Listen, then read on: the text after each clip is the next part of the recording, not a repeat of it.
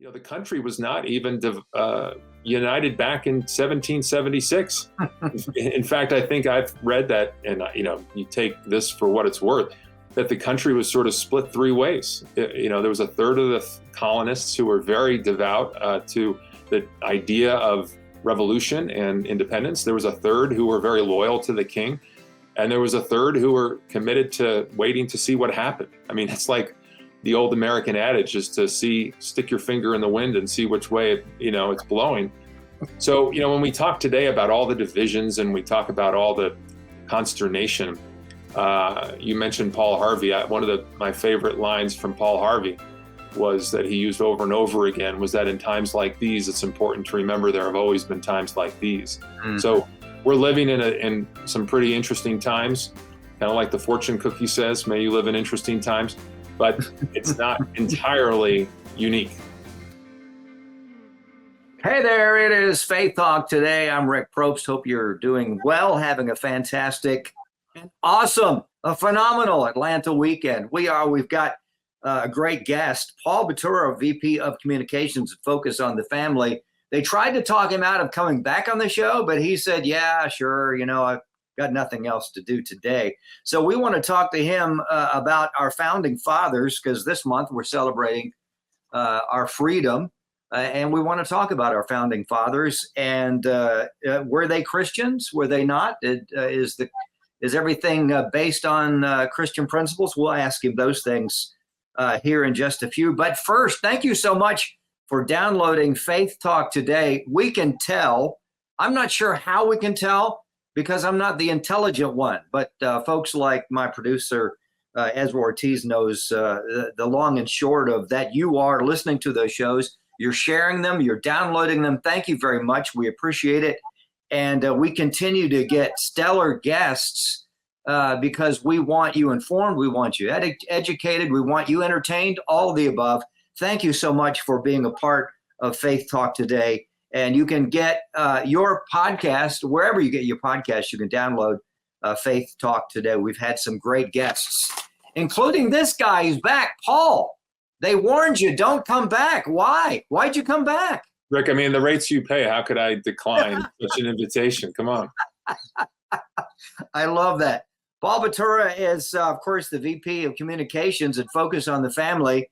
And also, he's an author and a speaker. You'll want to check out some of his books. He's got some great ones. One of my favorites that we talked about last time, I think, was the Paul Harvey one.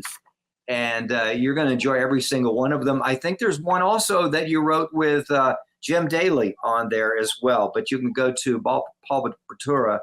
Let me try that again. paulbatura.com. All right, Paul, we celebrate every year the 4th of July. We celebrate the month of July. We celebrate our freedom, our liberty. And let's talk a little bit about a reflection. Why should we reflect on what the founding fathers were all about and this Constitution that we have, the celebration? Yeah, well, no, Rick, thanks. Good to be back with you. I mean, 248 years is perhaps a drop in the bucket compared to some civilizations in some countries.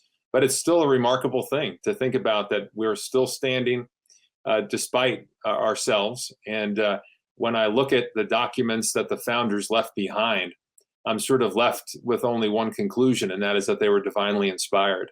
If these documents were written with man's input only, I don't think they would hold up as well as they have, to consider the fact that these were written back in the 1700s. Of course, they were amended from time to time, sometimes for good, sometimes for bad, perhaps. But here we are. And again, I think we celebrate our independence this weekend. But as for you and me, and I think a lot of your listeners, we also in turn celebrate our dependence upon the Lord, because if it were not for him, the country wouldn't still be standing, although some might think it's wobbling as we speak. Paul Batura from Focus on the Family, the VP of Communications. Why is that so important to us? Obviously, because we're Christ followers, Paul, but why, in the, I guess, the general sense, why is that important that they not only were Christians, but the Constitution, everything was put together with Christian principles? Why is that so important?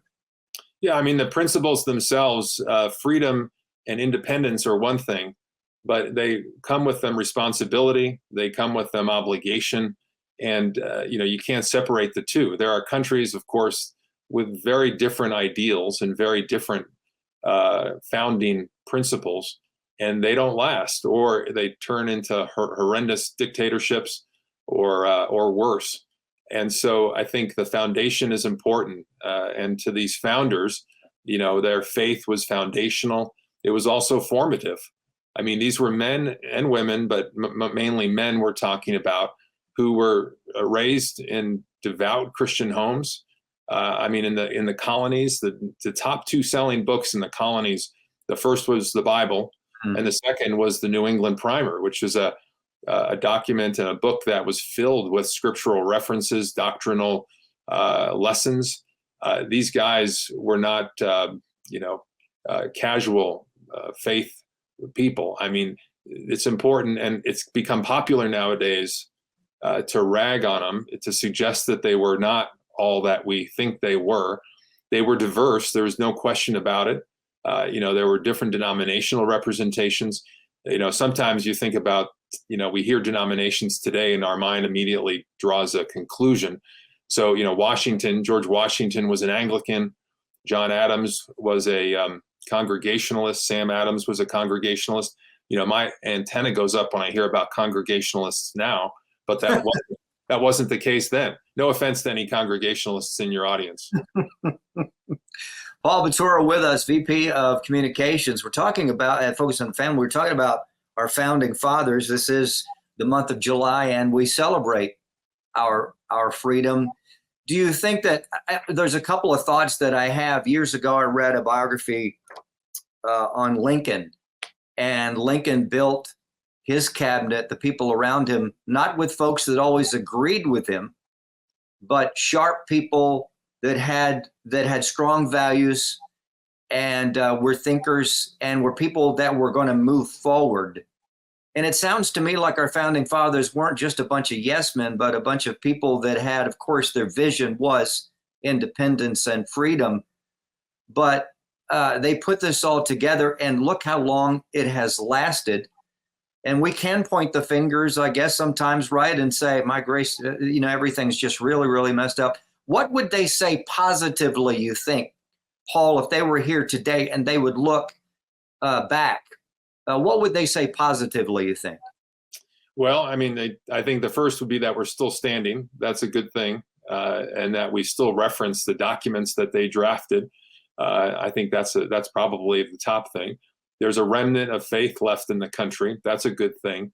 We often talk about the fact that we're growing more and more secular, and we're living in a post-Christian world, a post-Christian country. There's no doubt about that. I mean, right. You can look at the numbers, although, there is a good, I think, conversation to have about, you have the best and the strongest, or the strongest churches are those who are strong in their orthodoxy. It's the mainline denominations that are really hemorrhaging members. So those, I think they would be encouraged by the fact that there are still people of faith. The other thing is this country is still filled with people who love the country. Yes.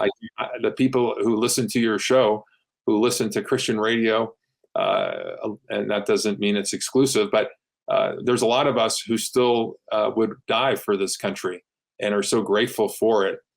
Those are important things, and I think they can't be overlooked, although people tend to try and run that down and suggest it's not as significant as it is. But, a small percentage of a big number is still a big number. Paul Batura with us, VP of Communications at Focus on the Family. You can hear Focus on the Family, of course, here at Faith Talk Atlanta. A number of Focus on the Family shows. One of our favorites, Lisa Anderson's show, is also here at Faith Talk. Paul, when you run into young people and you talk about our freedom, our founding fathers, how do they react? Are they hungry for it? I'm sure there are some points that they've never heard, and as you educate them, as you share with them, they probably light up a bit, don't they? Yeah, they do. I do think there's still a hunger for that. As you and I get older, I think the thing we have to remember is one of the biggest mistakes people make is they take their modern sensibility their experience and they try and thrust it upon a younger generation. They don't know. I mean, they literally don't know what we know. That doesn't mean we're smarter than they are. It just means that we've lived more years. So you have to remind them of the basic things. You have to remind them about the founding of the country. You have to talk about the Bill of Rights, and you have to almost, start anew and talk about the very basic things and what motivated them. And, the fact that, the country was not even united back in 1776.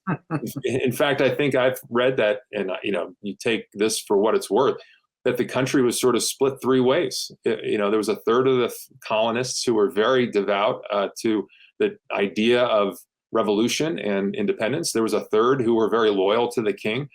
And there was a third who were committed to waiting to see what happened. I mean, it's like the old American adage is to stick your finger in the wind and see which way, it's blowing. So, when we talk today about all the divisions and we talk about all the consternation, you mentioned Paul Harvey. One of my favorite lines from Paul Harvey was that he used over and over again was that in times like these, it's important to remember there have always been times like these. Mm-hmm. So we're living in some pretty interesting times, kind of like the fortune cookie says, may you live in interesting times, but it's not entirely unique, what we're experiencing. There's differences and there's, I think, a net negative, but at the same time, the challenges we're facing have roots many years ago. Paul Batura with us, VP of Communications, a focus on the family. And you brought up Paul Harvey. Of course, you've written a book on Paul. The other day I was on YouTube. Every now and then I'll go searching and listen to old Paul Harvey broadcasts, which I heard back in the day. And what a gift to us he was. I miss that you really couldn't tell what side of the aisle that Paul was on. I think it was back in the day when the communication of what's going on, news, government, current events, whatever, it was straight forth in information. Yeah, well, Rick, this sounds a little trite, but he was on America's side. He was on the side of common sense, of decency. And, he rooted for the small guy, and he wanted to live and build the country to better it, leave it better than he found it. And he was less concerned about labels. But of course, people assigned that to him, and he wasn't perfect, and not that being partisan is imperfect or not, but he certainly was, I think, he was a patriot, and he loved the 4th of July. I'll tell you that. And could he tell a story? Yes, he most certainly could. The rest of the story, gold, platinum, right there.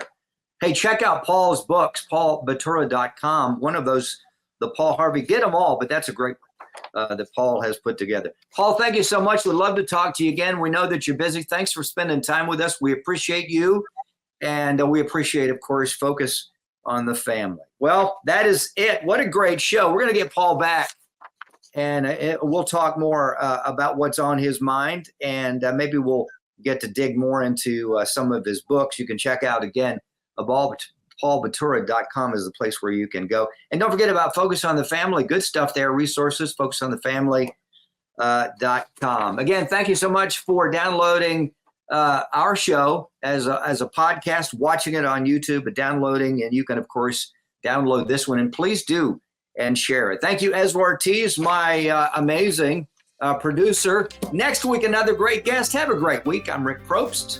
We'll see you.